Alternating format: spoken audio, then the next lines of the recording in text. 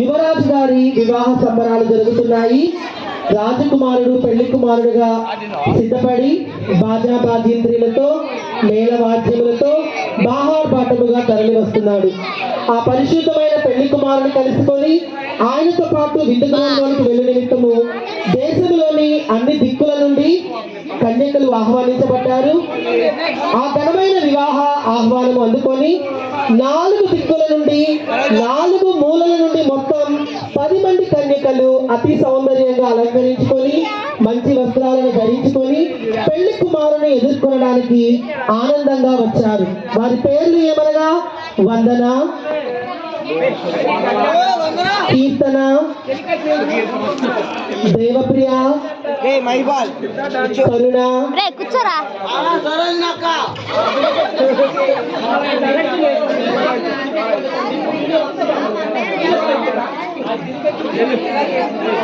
ప్రార్థిత, ఆకర్షణ, సప్తవర్ణ, మధుభాషిణి, ద్విమనస్క, లోకప్రియ.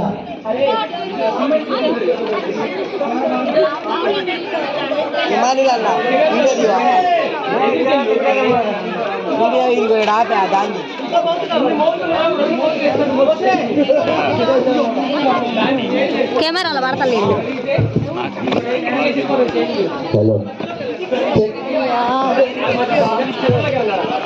అరే కొంచెం ఇది పట్టుకోరా.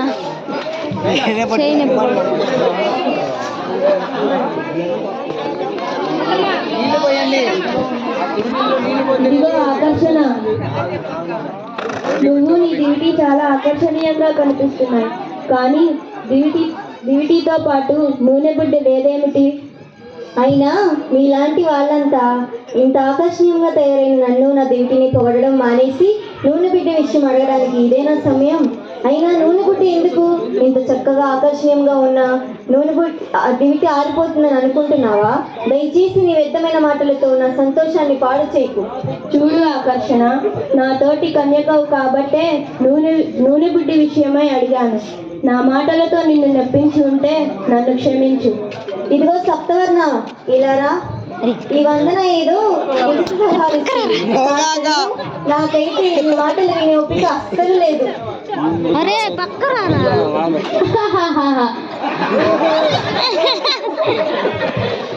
ఆకర్షణ, దొరక్క ఈ వందన చేతికే దొరికిపోయావా?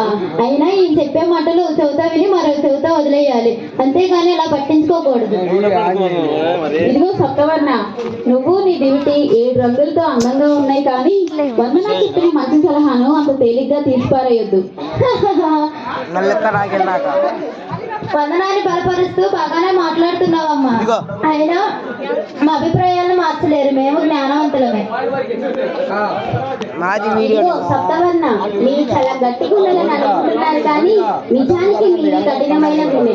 మీ ఆలోచన లోపం ఉందని తెలుసుకొని కూడా మార్చుకోవడానికి ఇష్టపడని మూర్ఖులు మీరు. మీ పొరపాట్లుగా ఒప్పుకొని స్వనీతి పరులు మీరు. అవును, నీవన్నట్లే మేము మీ మనసులను ఎట్టి పరిస్థితుల్లోనూ మార్చలేము. మా మాటలు ఎట్టి పరిస్థితుల్లో కూడా వినకూడదని ముందుగానే తీర్మానించుకొని వచ్చారు కదా. స్నేహితులారా, ఏమిటిది? మనం పెళ్లి కుమారుని ఎదుర్కొని వెళ్ళడానికి వాదోపవాదం ఏమిటి? ఎన్నాళ్లకు మనం ఇలా కలుస్తున్నాం. అందరం కలిసి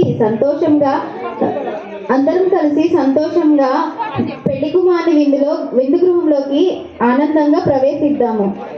ఒకరి లోపాలు ఒకరు ఎంచుకోకుండా అంతా సర్దుకుపోదాం. నేను ఇలా మాట్లాడి ఎవరి మనసు నొప్పించలేదు కదా. లేండి మనమంతా కలిసి సంతోషంగా పాటలు పాడుతూ నాట్యం చేద్దాం.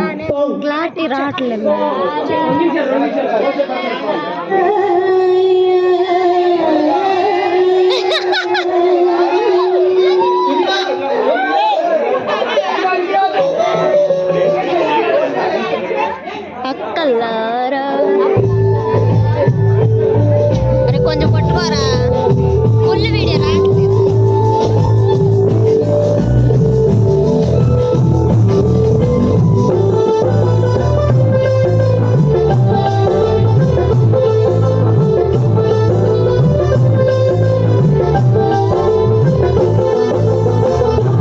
La la la la la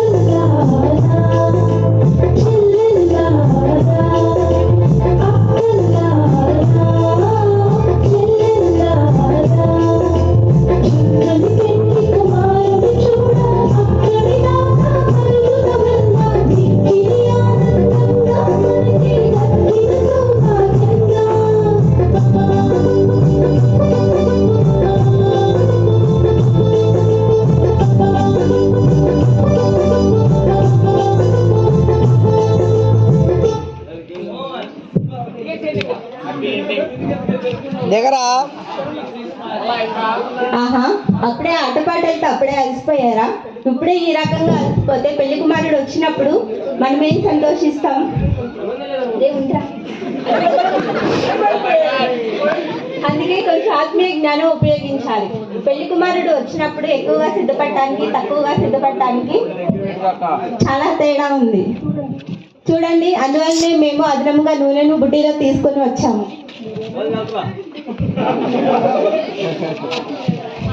మీరేమో అదనంగా నూనెను తీసుకొని రాలేదు. అందుకే ముందే ముందే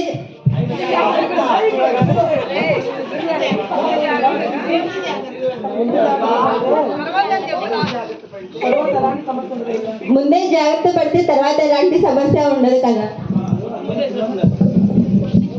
అయ్యో వందనా మాటలు వింటుంటే నాకేం అర్థం కావట్లేదు. మనం కూడా వాళ్ళలాగానే అదనపు నూనె తీసుకెళ్ళడం మంచిదనిపిస్తుంది. అయితే ఆకర్షణ, సప్తవర్ణ, మధుమాషిని మాటలు వింటుంటే అదనపు నూనె తీసుకువెళ్తాం వ్యర్థం అనిపిస్తుంది. అయ్యయ్యో నాకేం అర్థం కావట్లేదు. కొంతసేపేమో అదనపు నూనె తీసుకువెళ్ళడం మంచిదనిపిస్తుంది. అంతలోనే అదనపు భారం తప్ప ఇంకేమి కాదు. అబ్బబ్బా, 2 ఆలోచనలతో నేను సతమతమైపోతున్నానే. అయ్యో ద్విమనస్క, నువ్వు మానసిక అనారోగ్యంతో బాధపడుతున్నట్టున్నావు. నీ కొరకు నేను ప్రార్థన చేస్తాను. దయచేసి నువ్వు ఏదో ఒక మంచి నిర్ణయం త్వరగా తీసుకో. ప్రార్థిత, ఈ ప్రసంగాన్ని కొంచెం ఆపుతావా?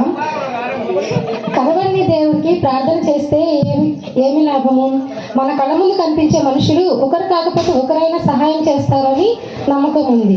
ఉదాహరణకు మీరేమో దివిటీలతో పాటు నూనె బుడ్డి కూడా తీసుకొని వెళ్ళాలని అంటున్నారు. మేము మాత్రం దివిటీలు ఉంటే చాలు, అదనపు నూనె అవసరం లేదని అంటున్నాము. పెద్ద తేడా ఏమిటి? అంటే ఎవరైనా సహాయం చేస్తారన్న నమ్మకం మీకు లేకపోవటం వలన కనబడని మనుషులను విడిచిపెట్టి కనబడిన దేవుణ్ణి మీరు ప్రార్థిస్తున్నారు. మేము చూడండి, మాకు ఈ లోకంలో ఎంతో మంది స్నేహితులు ఉన్నారు. ఎవరైనా సహాయం చేస్తారన్న నమ్మకం మాకుంది. మీరు మీలాంటి వారితో తప్ప ఎవరితో కలవరు. కష్టాలు పాలైతే మీకెవరు మిమ్మల్ని ఆదుకునే వాళ్ళు ఎవరు లేరు.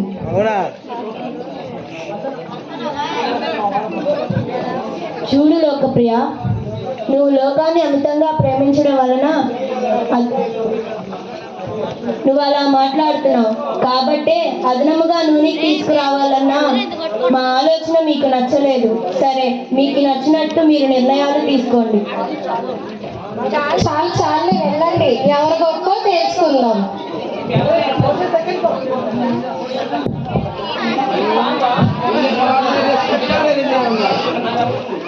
मैं चाहिए थी अक्षय असल कैमरा लगा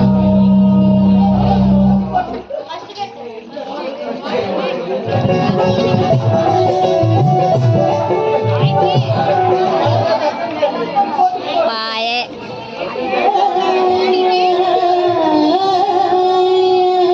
ये पढ़ ली करेक्ट है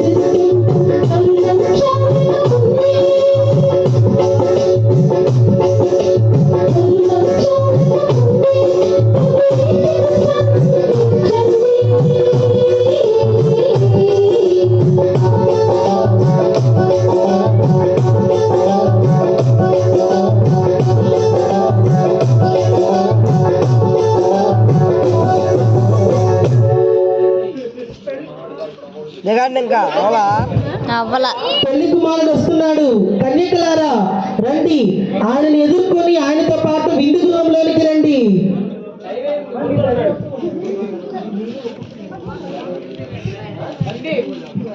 అయ్యో, నా దివిటిని ఎంత ఆకర్షణీయంగా తయారు చేసినా లాభం లేకపోయిందే.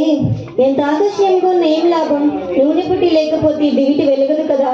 పెళ్లి కుమారునితో పాటు విందు గృహంలోనికి వెళ్ళడానికి దివిటి వెలుగుతూ ఉండాలి కదా. అయ్యో, నేను ఇప్పుడు ఏం చేయను? ఈ వీడియో తీయడం కూడా వేస్ట్. సరేనే, నా దివిటిని 7 రంగులతో అలంకరించాను. రంగులున్నంత మాత్రాన నా దివిటి వెలుగుతుందా ఏంటి? వందనా దేవప్రియ, ఎంతమంది సలహా ఇచ్చినా నేను వెళ్ళలేదు చూడు. నేను అంత బుద్ధిహీనురాల్ని. అయినా నేను ఇప్పుడు ఏం చెయ్యాలి? మీ సంగతి అలా ఉంచండి. నా పరిస్థితి మరీ ఘోరం. ఒకరి లోపాలు ఒకరు ఎంచుకోవద్దని మధురమైన మాటలు పలికాను.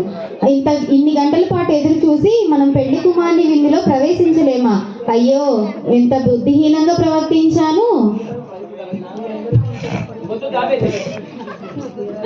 మీ అందరికంటే నా పరిస్థితి మరీ ఘోరం. ప్రతి విషయానికి తలపడే మనస్కురాలిని. అయ్యా, ఈ మానసిక రోగాన్ని విడుదల పొంది సరైన నిర్ణయాలను తీసుకోవాలంటే దేవుడి సన్నిధిలో ప్రార్థించాలని ప్రార్థిత ముందే చెప్పింది. ప్రార్థిత చెప్పినట్టే జరిగింది. అప్పుడే ఆ మాట విని గ్రహించి ఉంటే ఇన్ని తిప్పలు పడేవాళ్ళం కదా. ఆకర్షణ, సప్తవర్ణ, మధుభాషి, దిమనస్క, మీరు ఎందుకు కంగారు పడుతున్నారు? ఈ లోకమంతా మన ముందు ఉంది. ఈ లోకంలో ఉన్న వాళ్ళంతా మన స్నేహితులే. మీరేం కంగారు పడమాకండి. దివిటిని వెలిగించుకోవడానికి కొంచెం నూనె సరిపోతుంది. కంగారు పడకండి. ఈ లోకంతో నేను బాగా స్నేహం చేసిన దాన్ని. ఎవరినైనా అడిగి నూనె కొంచెం తీసుకొని వస్తాను. లోకప్రియ, ఆగు. రాత్రి వేళ మేము ప్రమాదం జరగవచ్చును. నాకు మరొక ఆలోచన వస్తుంది. ఈ నిరాశలో మమ్మల్ని చూసి నువ్వు ధైర్యపరిచావు.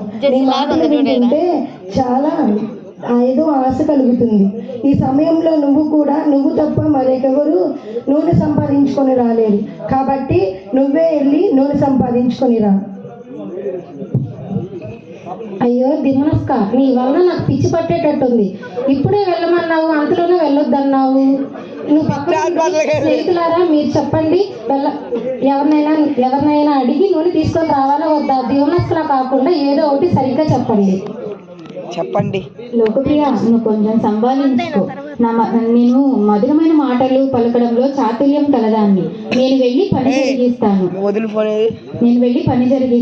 మీరు అదనంగా తెచ్చుకున్న వాళ్ళ దగ్గరికి వెళ్ళి నూనె అడిగి తీసుకొని వస్తాను. పెళ్లి కుమారుని విందులో మనందరం కలిసి సంతోషంగా పాల్గొందాం. మధుభాషిని చెప్పిన ఆలోచన బాగుంది. మధుభాషిని, నీ మాటలు వింటుంటే వాళ్ళ దగ్గరికి వెళ్ళి నూనె తీసుకొని వస్తామని మేము నమ్ముచున్నాము. నీకు శుభం కలుగును గాక. మీరు నా మాటల మీద నమ్మకం ఉంచినందుకు కృతజ్ఞతలు. నేను వాళ్ళ దగ్గరికి వెళ్ళి నూనె అడిగి తీసుకొని వస్తాను. ఒకవేళ అవసరమైతే కనుసైగ చేస్తాను, అప్పుడు మీరు కూడా రండి. ప్రియమైన స్నేహితులారా, నేను మీతో కొంచెం మాట్లాడాలి. లోనికి రా మధుభాషిని.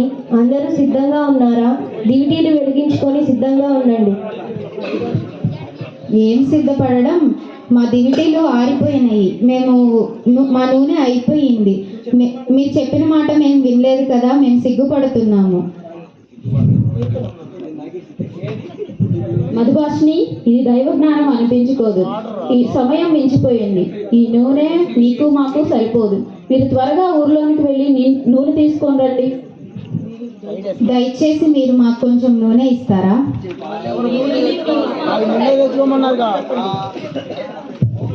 ఈ నూనె మీకు మాకు సరిపోదు.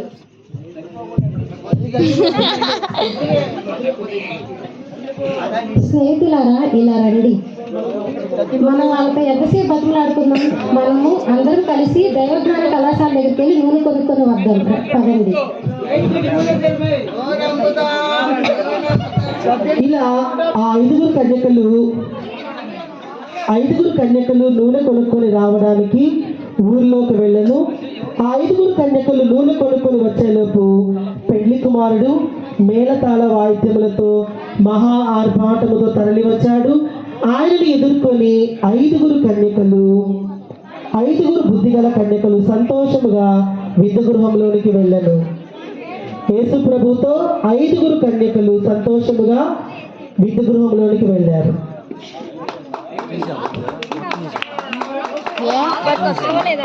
అందరూ అడ్డొచ్చారా?